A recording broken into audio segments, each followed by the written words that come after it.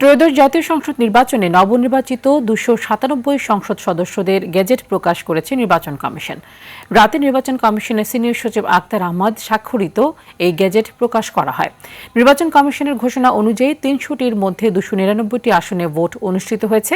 আইনি জটিলতার কারণে ২ আসনে ফলাফল স্থগিত রাখা হয়। প্রার্থীর মৃত্যুর কারণে একটি আসনে ভোট অনুষ্ঠিত হয়নি। এর আগে গত বৃহস্পতিবার ত্রয়োদশ জাতীয় সংসদ নির্বাচন ও সংবিধানের সংস্কারের ওপর জাতীয় গণভোট অনুষ্ঠিত হয়। শুক্রবার দুপুরে নির্বাচন কমিশন ২৯৭ আসনের চূড়ান্ত ফলাফল ঘোষণা করে। এরপর আনুষ্ঠানিকতা শেষে ২৯৭ আসনের গেজেট ঘোষণা করল ইসি। এবারের নির্বাচনে ২৯৯ আসনের মধ্যে ২৯৭ আসনের ফলাফলে বিএনপি পেয়েছে ২০৯টি আসন। দলটির মিত্র গণ অধিকার পরিষদ বিজেপি, গণসংহতি আন্দোলন একটি করে আসন পেয়েছে। অন্যদিকে জামায়াতে ইসলামী এককভাবে পেয়েছে ৬৮টি আসন। দলটির নির্বাচনী জোটের সঙ্গী জাতীয় নাগরিক পার্টি এনসিপি পেয়েছে ৬টি আসন। আরেক জোট সঙ্গী বাংলাদেশ খেলাফত মজলিস ২টি আসন ও খেলাফত মজলিস পেয়েছে ১টি আসন।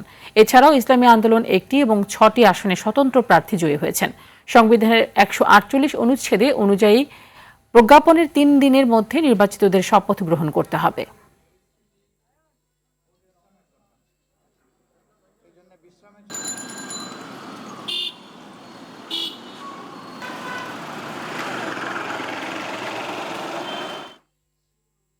এ বিষয়ে আরও জানাতে রাজধানী আগারগাঁওয়ের নির্বাচন কমিশন থেকে সরাসরি যুক্ত হচ্ছেন সহকর্মী আলমগীর হোসেন।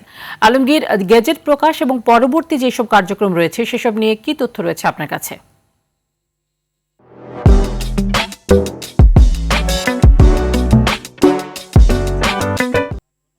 যেমনটি জানেন, ত্রয়োদশ জাতীয় সংসদ নির্বাচনে ২৯৭ জন সংসদ সদস্যের গেজেট প্রকাশ করেছে নির্বাচন কমিশন। শুক্রবার দিবাগত রাতে নির্বাচন কমিশনের সিনিয়র সচিব আখতারুজ্জামান স্বাক্ষরিত এই গেজেট প্রকাশ করা হয়।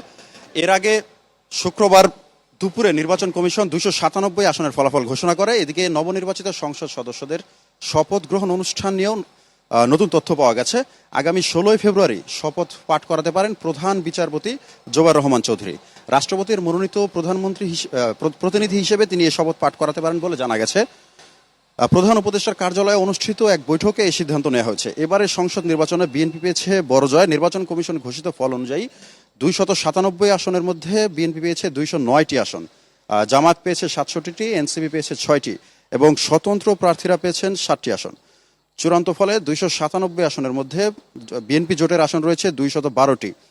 এদিকে নতুন প্রধানমন্ত্রীর বাসভবন কোথায় হবে এমন প্রশ্ন উঠেছে। আপনি যেমনটি জানেন, এবার আর প্রধানমন্ত্রীর বাসভবন হিসেবে থাকছে না শেরেবাংলা নগরের গণভবন।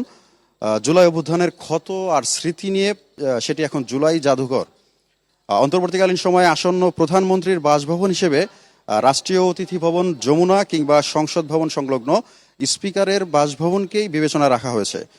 কিন্তু শেষ পর্যন্ত আসলে কোনটি হবে প্রধানমন্ত্রীর অস্থায়ী ঠিকানা তা নির্ভর করবে ব্যক্তিগত পছন্দের ওপরই। এর আগে প্রাথমিকভাবে বাসভবনের জন্য জায়গা নির্ধারণ করে গৃহায়ন ও গণপূর্ত মন্ত্রণালয়। তবে সিদ্ধান্ত অনুযায়ী শেরেবাংলা নগরের গণভবনের পাশেই বাসভবন নির্ধারণ করা হবে বলে একটি আমরা তথ্য পেয়েছি।